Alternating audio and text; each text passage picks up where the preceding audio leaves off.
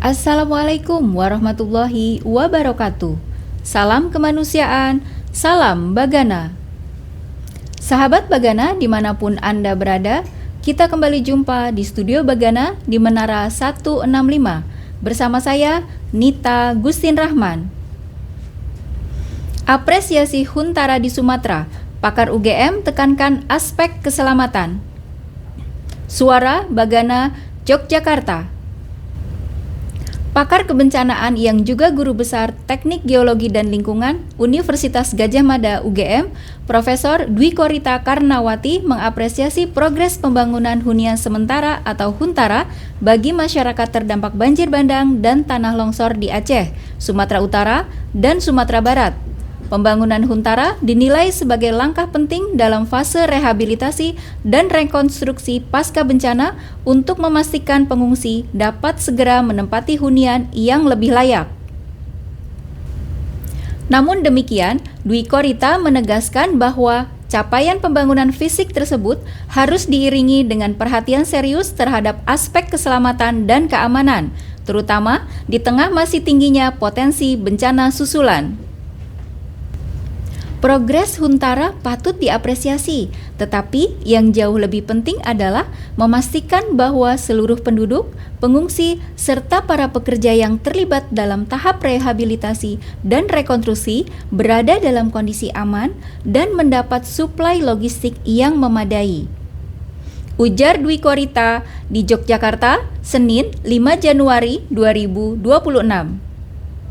Menurutnya, keselamatan manusia harus menjadi prioritas utama dalam setiap tahapan penanganan pasca bencana. Ketersediaan logistik yang cukup dan akses yang lancar sangat menentukan keberlangsungan proses pemulihan serta pencegahan munculnya kerentanan baru. Dwi Korita juga menekankan pentingnya memastikan bahwa rumah dan infrastruktur yang telah dibangun benar-benar berada pada lokasi yang aman. Hal ini menjadi krusial mengingat potensi longsor, banjir bandang, dan banjir susulan masih tinggi, terutama karena musim hujan diprediksi masih akan berlangsung Maret hingga April 2026. Rumah dan infrastruktur yang sudah dibangun harus dipastikan aman dari ancaman longsor dan banjir bandang. Jika aspek ini diabaikan, risiko bertambahnya korban jiwa tetap terbuka, sekaligus berpotensi memutus jaringan transportasi, distribusi logistik, serta merusak kembali infrastruktur yang sudah dibangun. Tegasnya. Lebih lanjut, Dwi Korita menegaskan bahwa untuk menjamin keamanan tersebut, upaya pencegahan dan mitigasi bencana secara permanen sangat penting dilakukan secara paralel bersamaan dengan pelaksanaan tahap rehabilitasi dan rekonstruksi. Tanpa mitigasi yang berjalan seiring, upaya pemulihan dinilai tidak akan efektif dalam jangka panjang. Ia menekankan bahwa langkah pertama yang bersifat mutlak adalah pemulihan kerusakan lingkungan yang harus segera dilakukan sebagai prioritas karena membutuhkan waktu yang panjang hingga bertahun-tahun. Kegagalan dalam pemulihan lingkungan menurutnya telah terbukti mempercepat periode ulang bencana dengan daya rusak yang semakin besar. Apabila pemulihan lingkungan tidak berhasil, maka periode ulang bencana bisa menjadi semakin cepat dengan magnitudo yang jauh lebih dahsyat. Dalam kondisi seperti ini, seluruh langkah mitigasi yang disiapkan dapat kalah oleh daya rusak bencana. Jelasnya.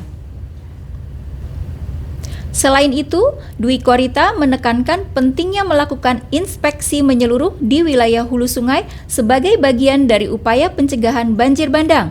Inspeksi tersebut perlu didukung dengan metode penginderaan jauh seperti penggunaan drone, pesawat, maupun citra satelit untuk mengidentifikasi titik-titik atau zona rawan berupa tumpukan sedimen longsoran maupun rontokan batuan yang berpotensi menyumbat aliran sungai dari arah hulu. Menurutnya, titik-titik atau zona rawan tersebut merupakan embrio banjir bandang yang dapat secara cepat berkembang menjadi bencana besar apabila dipicu oleh akumulasi curah hujan tinggi yang mampu menjebol sumbatan atau bendungan alami tersebut.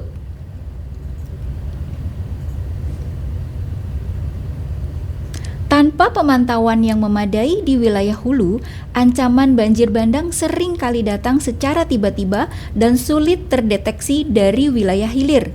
Padahal tanda-tanda awalnya dapat dikenali lebih dini melalui inspeksi berbasis teknologi.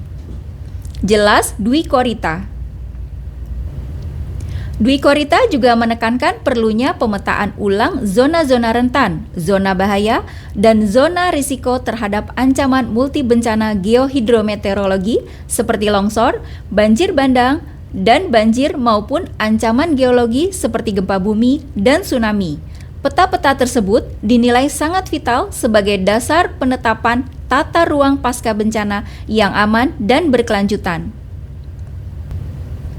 Penetapan tata ruang pasca bencana yang berkelanjutan lanjutnya harus menjadi rujukan utama dalam pemberian izin mendirikan bangunan atau IMB secara ketat. Selain itu, diperlukan standar bangunan yang disesuaikan dengan tingkat kerentanan lahan dan kondisi lingkungan di lokasi pembangunan. Dwi Korita juga menegaskan pentingnya segera membangun dan mengoperasikan sistem peringatan dini multi bencana, khususnya untuk longsor, banjir bandang, dan banjir. Sistem tersebut perlu tersebar secara memadai di setiap wilayah daerah aliran sungai atau DAS yang rawan, guna memberikan peringatan dini kepada masyarakat. Selain aspek teknis dan infrastruktur, Dwi Korita menegaskan bahwa edukasi dan literasi kebencanaan kepada masyarakat harus dilakukan secara sistematis, rutin, dan berkelanjutan. Edukasi kebencanaan tidak boleh bersifat insidensial. Edukasi kebencanaan tidak boleh bersifat insidental atau hanya dilakukan pada saat tanggap darurat, tetapi harus menjadi bagian dari proses pembangunan ketangguhan masyarakat di wilayah rawan bencana. Pembangunan fisik dan sistem peringatan dini tidak akan efektif tanpa masyarakat yang memahami risiko dan mengetahui apa yang harus dilakukan ketika peringatan disampaikan. Literasi kebencanaan adalah fondasi utama agar upaya mitigasi benar-benar mampu menyelamatkan nyawa. Tegasnya,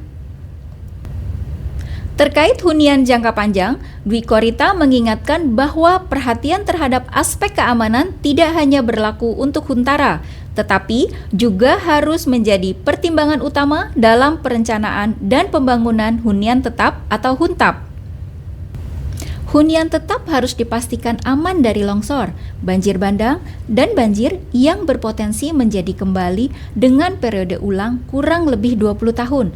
Bahkan periode ulang ini dapat menjadi lebih singkat, sekitar 10 tahun atau kurang, tergantung pada tingkat kerusakan lingkungan. Jelasnya, ia menegaskan bahwa tanpa perencanaan berbasis risiko bencana dan kondisi lingkungan, pembangunan hunian permanen justru berpotensi menciptakan siklus bencana berulang di masa depan. Rehabilitasi dan rekonstruksi pasca bencana bukan sekedar membangun kembali secara cepat, tetapi membangun dengan lebih baik atau build back better, yakni membangun secara lebih aman, tangguh, dan berkelanjutan dibanding kondisi sebelum bencana. Prinsip ini menuntut agar setiap pembangunan pasca bencana didasarkan pada pembelajaran dari kejadian sebelumnya, analisis risiko yang matang, serta pemulihan lingkungan yang menyeluruh sehingga masyarakat tidak kembali menjadi korban pada bencana berikutnya. Pungkas Dwi Korita. Demikian yang bisa kami infokan. Wabillahi taufiq wal hidayah. Wassalamualaikum warahmatullahi wabarakatuh. Salam kemanusiaan, salam Bagana.